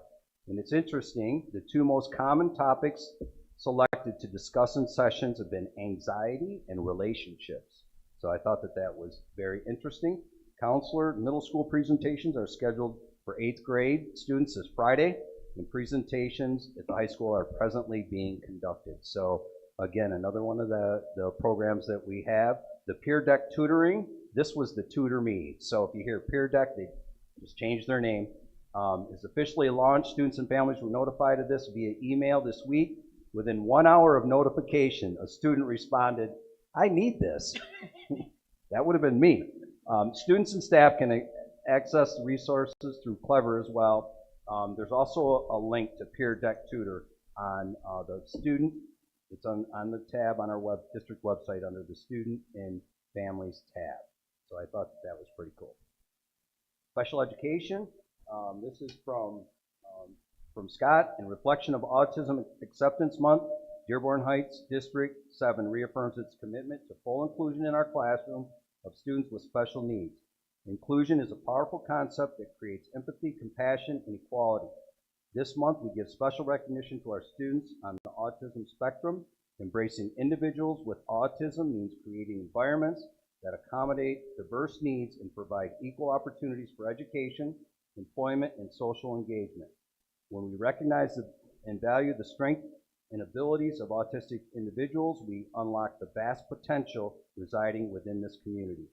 D7's inclusive classrooms inspire, innovate, and creatively help everyone thrive. So I wanted to make sure that he wanted to make sure that I read that, and we'll get him to the next meeting. I won't send him on another conference. Technology department, our district website has all of its pages now accessible in 132 different languages, reaffirming our commitment to inclusivity, diversity, and global Accessibility, this underscores our dedication to ensure that every family can engage with our content and feel a sense of belonging in our community. So that came from our technology department. The maintenance department's been working hard. They did some painting, continue to work to spruce up the athletic area at the high school. And then also the grounds crews are out getting things picked up and cleaned up and getting ready for spring sports, which are in full swing: track, baseball, softball, tennis, and golf. Except for today, they had to cancel because of the storm. But this was interesting. You guys approved the junior MBA. Over 300 students signed up and are participating in that program. 300, and it's going well. So Brian wanted me to mention that. And Brian's also creating, with the help of students, an Annapolis Athletic podcast. So we're to interview coaches, interview players, so he's working on that. In the virtual program, staff members are working with the elementary students to put on virtual play, music classes. Students are practicing performing songs. They have a few middle school students who have been coming in to work with a special education teacher in that program to get additional support. And they have high school students who are working really hard to get their classes done early so they can take additional classes. But they too, much like the high school, have been involved in the PSAT, the P9, PSAT 10, SAT, Work Keys, and MSTEP. So at the high school, the fashion show was a great success and a very fun event. The Arab Student Union had a special dinner earlier this month, iftar. Is that correct? Yeah.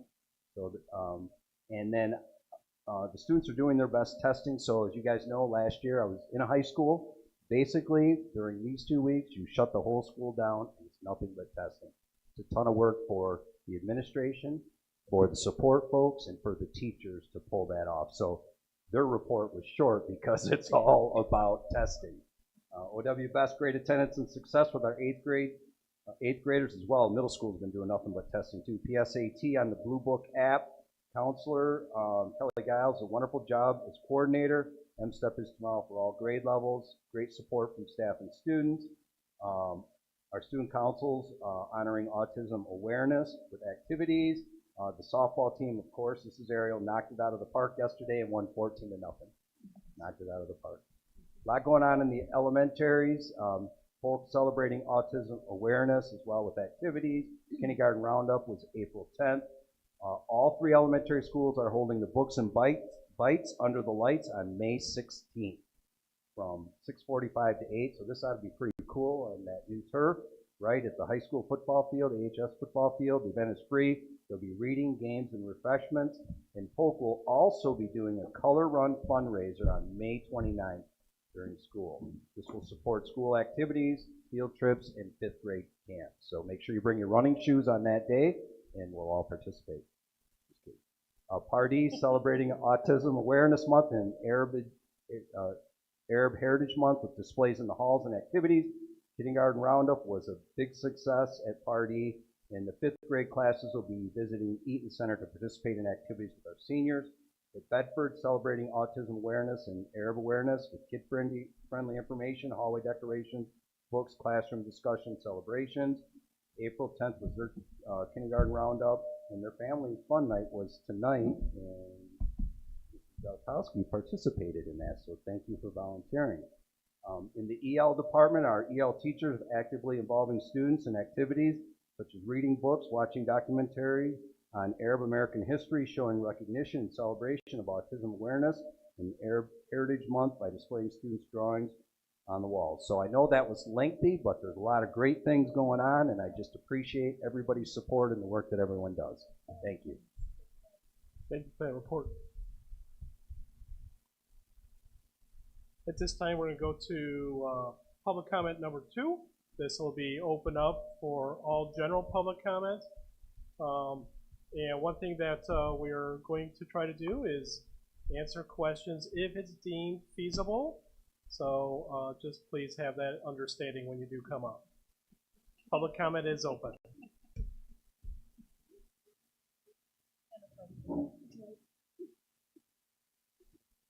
Amanda Moran from Best.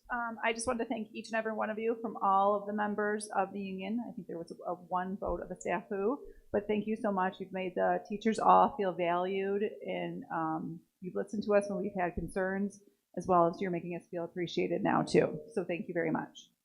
Thank you. Anybody else for public comment?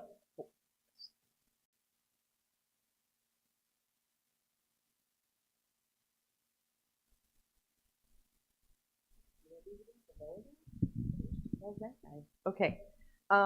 Little Bird just asked me to announce that Party is hosting a music bingo family fun night.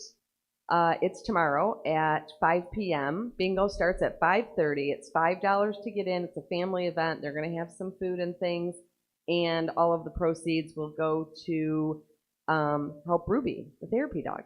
So that'll be fun.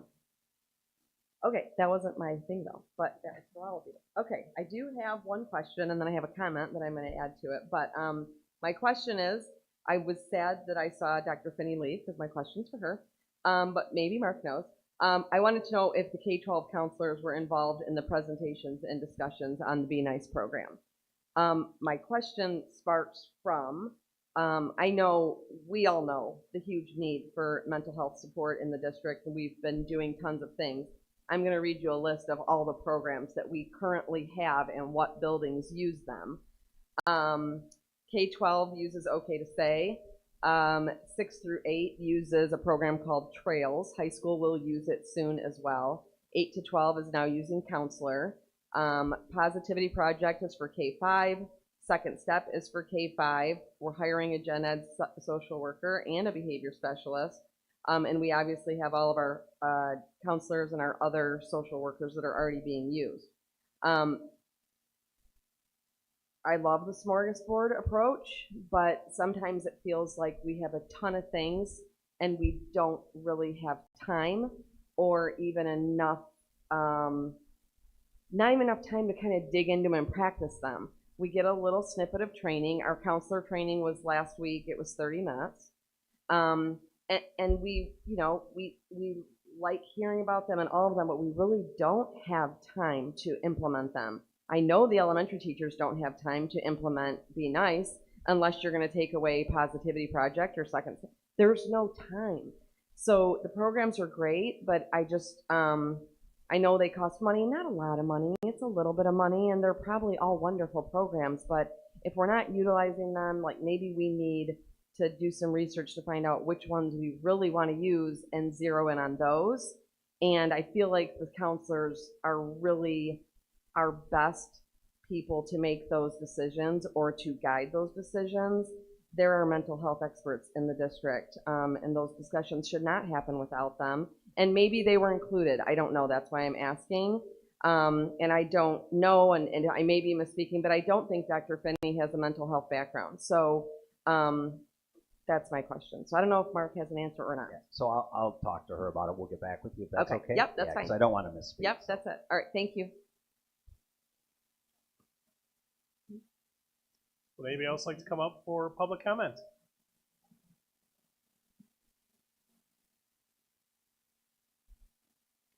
Dawn Perla, OWBest. I also am a big advocate for the whole mental health. And the part probably that stood out to me in that video was it was all coaches that were speaking at the front of the video, and I am a coach, and I've been coaching for a long time. So if we're gonna get the training and everything for the teachers, I think that we should maybe offer that to coaches too, because some of our coaches aren't teachers and they might not be aware of the impact that they're going to have on students, because sometimes we are the first line that the kids come to. Thank you. Anybody else for public comment? Okay, we're going to close public comment, and we're going to go to other business. We have, well, actually, for the other business, for the board committee updates, the only one that we presented was the policy committee, so that was already completed. And for upcoming board committee meetings, what we have established right now is the policy committee for when. Oh, I apologize. It's got to be in bold so I can see it. I'm sorry. Citizen advisory, we have a update. All right, our Citizen Advisory Committee meeting was held on March 21st at 2004. It was called to order at 6:59 p.m. The members that were present were Mark Kleinhans, Alyssa Howard, Elaine Krozak, LaTanya Gator, Tanya Sterlini, Leslie Williams, and John Zidikian. Our guest presenters were Lisa Kaysen from Wayne Risa and Dr. Terrence Scott from Wayne Risa and Dr. Kelly Finney. We looked at past and future DEI initiatives for Wayne Risa. Wayne Risa said that the staff has met with all the principals. They also completed a climate and culture survey that looked at the staff's perspective on what was needed and what is going well. They stated that the teachers were also allowed to give input on what training they wanted to have. Teacher buy-in was the goal of the survey. They will debrief with the principals at the end of the school year regarding the results of that survey. They offer training to the buildings or the entire district. One example of the training they offer is the restorative practices. The next thing, Dr. Finney presented on the 31AA grant, which was approved on the same day, March 21st, 2024. So most of the programs were in the installation phase. The following initiatives were discussed. Cara Salas via Wayne Risa grant, which is the mental health referral service provided to student, staff, and community. Counselor via 31AA grant, which is an app-based resource providing a convenient and accessible platform for mental health support and guidance. Be Nice via 31AA grant, which is a mental health and suicide prevention program with an action plan. Wellness Together organization via 31AA grant, which is to provide mental health initiative called Laughing Together, and the target of that will be staff. And then social workers for students in elementary and secondary via the 31AA grant. For old business, Trustee Gator went on like a deep dive research thing, and she gave us a ton of stuff that we will be discussing at our next meeting from the MDE disparity data key report.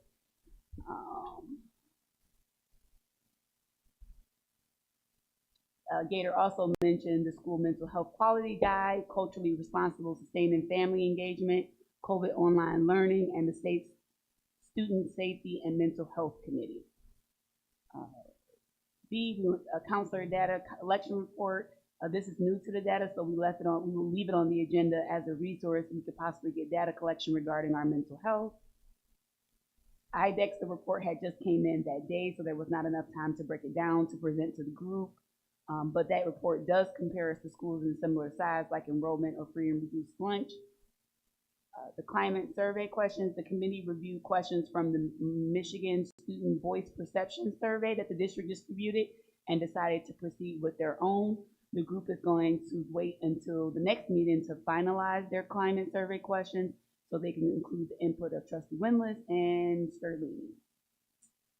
Other business, a confidentiality statement will need to be signed at our next meeting to begin reviewing survey results, and the group will consider quantifying what the D7 differences meaning is and showcase those to the community. The next meeting is April 25th, 2024 at 6 p.m. and adjournment was at 8:43 p.m. And side note, this is my favorite committee. Second for me. I'm going to third that because I started going through all the paperwork. I'm learning stuff as we go. Any questions on the citizen advisory update? Okay, so we're going to go to the upcoming board committees. I have other business. I'm sorry I jumped ahead. How about I'll just finish this and I'll ask if there's any more other business. Okay, there we go. Upcoming board committee meetings. What we have scheduled is the policy committee for Wednesday, May 1st at 5:15 at the board office. And you may have already heard, the citizen advisory committee will be on Thursday, April 25th at 6 p.m. at the board office. So I need to get with Nadia and Amanda. I believe you're two reps on the tech committee. So I need to get a time and a date here in the next couple weeks so we're ready to bring you folks together and talk about all the tech purchases and the contracts with Wayne Risa and all of those things. So Shaheen's been working on a comprehensive report that we're getting pretty close to presenting, so if we could touch base right after the meeting. Okay, so that's to be determined. Okay. Any other business? Yes. Thank you. It's more of an announcement to the committee if it's okay with the board. But I just wanted to invite the community to the Wayne County Women's Commission's Resource Fair The fair is on April the 24th from 10 to 2 at Wayne County Community College at the Northwest Campus. So the fair is designed, and the Wayne County Women's Commission is designed to support the various needs of women, whether it be in employment and health and wellness, childcare, and other areas that we are typically underserved in. And the Wayne County Commission appointed a woman from each district to represent their district in Wayne County. So I'm that person appointed at large by Wayne County Commission Chair Alicia Bell. And so at this fair, we are employing those who are looking to have employment in various areas or career fields. We are having and creating access to all types of health and wellness companies, whether it be health and wellness as into mental health, preventative checks like blood pressure, dental checks, optical checks. But we're also, which is new to the Wayne County Women's Commission Resource Fair, is that we're bringing people in to encourage participation in the skilled trades. It's an underrepresented area in the career field, especially as it relates to women. And so we are inviting all of you there, if you can make it, to either gain an apprenticeship or to, again, get into the career field of skilled trades. So I welcome anyone who could come to that. And if you need any more information, please reach out. Thank you. Thank you. Yes, Trustee Beltowski. So I guess this could go under other business. As Mark mentioned earlier, I did go to the Bedford Family Fun Night tonight, and I just want to give a shout out to Marcy Jopi and Kayla Bomalai Garza, who put it together. Kayla is in charge of the student council at Bedford, and she is due May 6th. So I was quite amazed at the work that she put into this wonderful event. And I also want to give a shout out to Malak Hassan, an Annapolis High School student who volunteered along with myself. And she was there from 4:30 to 6 for the whole event, selling 50/50 tickets, and she was just a delight. And I just want to give a shout out to Malak Hassan, the Annapolis High School student, who said if we ever need her to volunteer for anything or ever need anything from her, she is up for it. I love that. Also, I also want to thank Jen Mast for whatever little bird told her, because I was also going to mention the bingo tomorrow at Party for all proceeds going to help care for Ruby. Thank you very much. I had a question on a policy, but then I forgot to do it. I mean, I didn't have it ready when we closed out, so I wanted to go back to, I think it was 5610. The emergency removal, suspension, and expulsion of students. Is that the policy where we're talking about possibly doing the 10 days suspensions, going anything over 10 days going to you? Yes, okay. that is correct. So one of the things I wanted to point out on that policy was there was a little bit of conversation at the policy committee meeting, if memory serves me correctly, regarding wanting input from the board members on their perception or their feeling of whether they feel comfortable moving in that direction instead of the committee making that decision. Thank you. So, well, I guess I should just ask, so is that something that just send an email to everybody and then I'll send it to you and you can pass it to them? Okay, sounds good. President Wall? Yes, please. Yeah, thank you, Vice President Willis, for bringing that up. That is why I said what I said earlier, that I'm really hoping that the board gives feedback, that the community gives feedback, the district gives feedback on these policies, because some of them, you know, could be considered a big change depending on who you're talking to. So again, I reiterate what I said and what she's saying. Please dig into that and let us know your feedback. Thank you. Any other, yes, Trustee Nasser. I wanted to ask everyone's opinion. What do you guys think about moving the other business to before public comment? Because that's how it used to be. And then I think the previous board, they put it under they put it underneath public comment, so it was like a way to answer public comment because they couldn't answer public comment. So, I mean, since we're like responding and stuff like that, like, what do you guys think about just like moving it back up? That way, because, you know, there's like a lot of information and like like, what if someone did want to comment on the policy and they couldn't this meeting because it's underneath public comments already over? So what do you guys like? I'm sure you guys are all good with it. Yeah, I'm good with it. I'm good with it. Good with it. I don't think it needs like a vote or anything. No, You can just, no, like, because it's just setting up the yeah. agenda. So. Okay, cool. All right, it sounds like there's a pretty good consensus, so, okay, we'll adjust that. Good catch. Okay, at this time, I think we can safely go to kudos, and we're gonna start with, well, we're gonna make a little variety. Nadia, we'll let you start. Okay, I have a couple. I have one to Ray White from Shaheen. Big thanks to Ray for helping with the projector issue during our Smart Boot PD, and for always keeping things running smoothly. We value and appreciate the work that you do here for us. 2, Jonathan Barrett from Amanda Moran. All your hard work during negotiations. Thank you. 2, Heather Welch from Amanda Moran, working so hard for settling the contract for our members. Thank you. 2, Annette Rizicki from 7th grade teachers. Annette applied for a grant to help offset the cost for our field trips. Thank you, Annette, for all your hard work.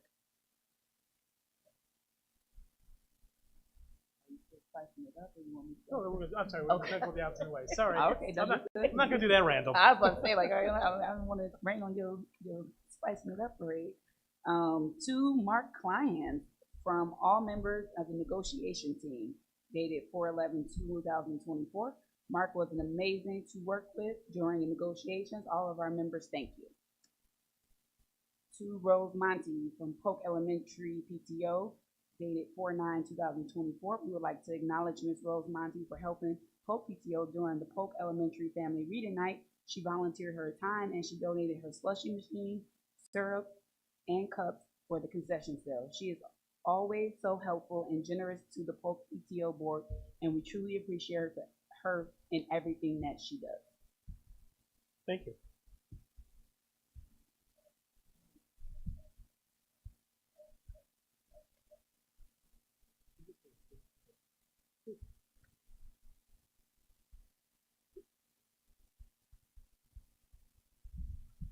I have 2.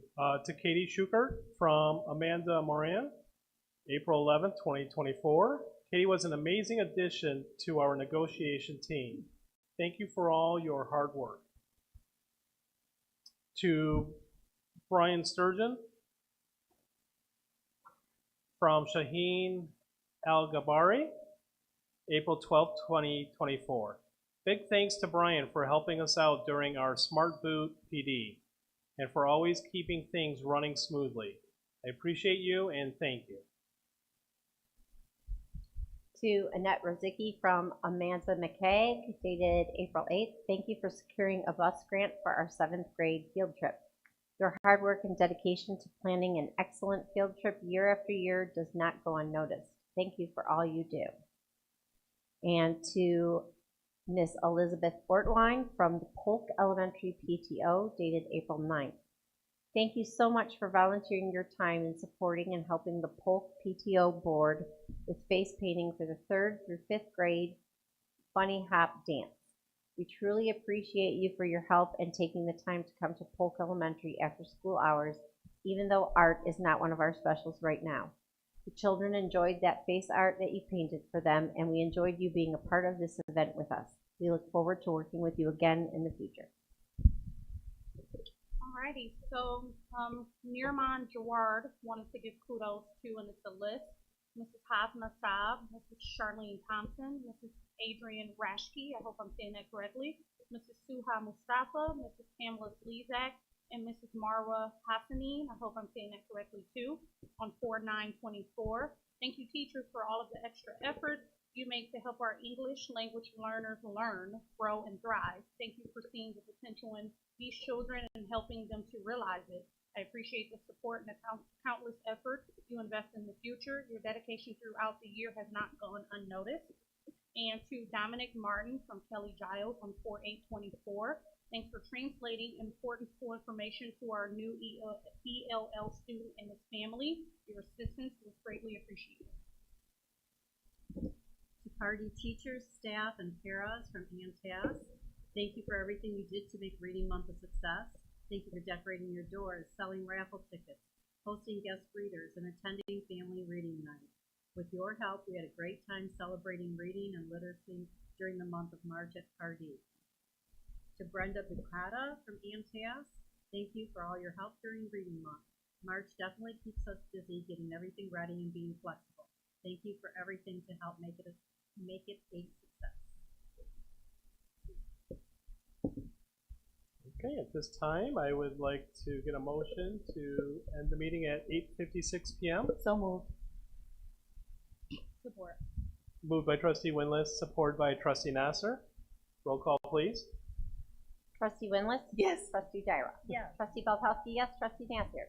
Yes. Trustee Gator? Yes. Trustee Wall? Yes, motion carries. Thank you for those that came out tonight. And please be safe driving home.